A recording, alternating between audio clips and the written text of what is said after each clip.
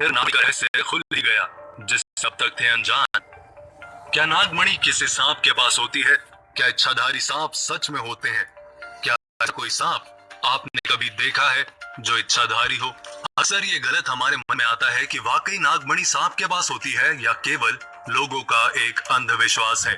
वैसे बचपन से तो हम यही सुनते आए हैं कि नागमणि सांप के माथे के बीच में होती है। केवल उन सांपों को नागमणि मिलती है जो 100 वर्ष तक जीवित रहते हैं, जिन्हें इच्छाधारी नाग नागिन कहा जाता है।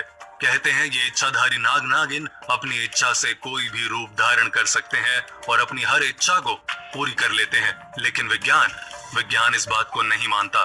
विज्ञान का कहना है कि सांप के पास ऐसी कोई भी चीज नहीं होती जिसे मणि कहते हैं, क्योंकि आज तक किसी भी सांप के पास मणि नहीं मिली है। विज्ञान कहता है कि एक सांप की उम्र 40 से 50 वर्ष की होती है, जबकि नागमणि किसी सांप को 100 साल पूरा होने के बाद मिलती है। और इस नागमणि में इतनी दिव्य शक्ति होती है कि इच्छाधारी इंसान अपनी इच्छा के अनुसार कुछ भी कर सकता है। फिल्मों में भी अक्सर यही दिखाया जाता है कि इच्छाधारी नाग से उसकी मणि को कोई चुरा लेता है या उसे मार देते हैं, फिर उसकी नागिन उससे बदला लेने लगती है। लेकिन विज्ञान इस बात को अस्वीकार करता है, क्योंकि विज्ञान का मानना है कि यदि मणि में इतनी शक्तियां होती हैं, तो सांप को पहले ही कुछ क्यों नहीं पता चल जाता कि उसके साथ क्या होने वाला है। कोई कैसे इतनी आसानी से इनकी कीमती चीज चुरा कर ले जा सकता है, और इंसान को कैसे पता चला या कि सांप ने इंसान को बताया कि उनके पास इतनी कीमती चीज है जिससे इंसान भी सब कुछ हासिल कर सकता है, जबकि सांप खुद अपनी इतनी कीमती चीज की रक्षा खुद नहीं कर पाता, अपनी जान की रक्षा भी नहीं कर पाता। तो विज्ञान इन सब बातों को सिर्फ कल्पना मानता है और इन सब पर विश्वास नहीं करता। लेकिन नागमणि का सच ये है कि ये किसी नाग की कहानी नहीं, बल्कि हम इंसानों की है, जो न केवल किसी विशेष व्यक्ति पर बल्कि हर एक इंसान पर लागू होती है।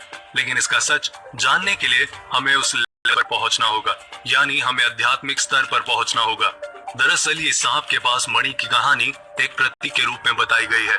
सच तो ये है कि इंसान के शरीर में जो कुंडलिनी चक्र होता है, उसे जागृत करके इंसान उस स्तर पर पहुंच सकता है जहां उसे वो सब कुछ हासिल हो सकता है जो वो चाहता है। क्योंकि जहां नाग के माथे पर मणि को दिखाया जाता है, वहीं भगवान शिव की तीसरी आंख होती है, और हमारे शरीर में उसी जगह आज्ञा चक्र होता है, जिसे जागृत करने पर इंसान अपनी इच्छा से कुछ भी कर सकता है। जैसे किसी को बिना मोबाइल, ईमेल या मैसेज के अपना मैसेज पहुंचाना, किसी के विचारों को जान सकना। महिलाओं में बिंदी लगाने और पुरुषों में तिलक लगाने की शुरुआत भी यहीं से हुई थी। लेकिन इन सब बातों को समझ पाना हर किसी के बस की बात नहीं, और जिनमें इन सब बातों को समझने की समझ होगी, वो इन्हें जरूर खुद ही समझ जाएगा। जो इंसान जितना ज्यादा आध्यात्मिक होगा, उसे जीवन के हर चीज के पीछे छुपे सच और झूठ का उतना ही ज्ञान होगा। भले ही वो धरती पर हो, लेकिन अपनी आत्मा के साथ ऐसे काम कर लेता है जैसे सांप मणि के साथ करता है। और अगर सांप की मणि छीन ली जाए या इंसान की आत्मा छीन ली जाए, तो क्या होगा? दोनों का जीवन ही खत्म हो जाएगा। तो सच ये है कि यदि आप भी मणि पाना चाहते हैं, तो आपको किसी सांप के पास नहीं, बल्कि अपने ही भीतर जाना होगा। आपको भी वो सारी दिव्य शक्तियां मिल जाएंगी जो किसी सांप की मणि में बताई गई है। शास्त्रों में भी यही लिखा है, और ध्यान और योग भी यही बताता है। तो अगर आपको ये वीडियो इन्फॉर्मेटिव लगी हो, तो कमेंट करके जरूर बताएं, वीडियो को लाइक करें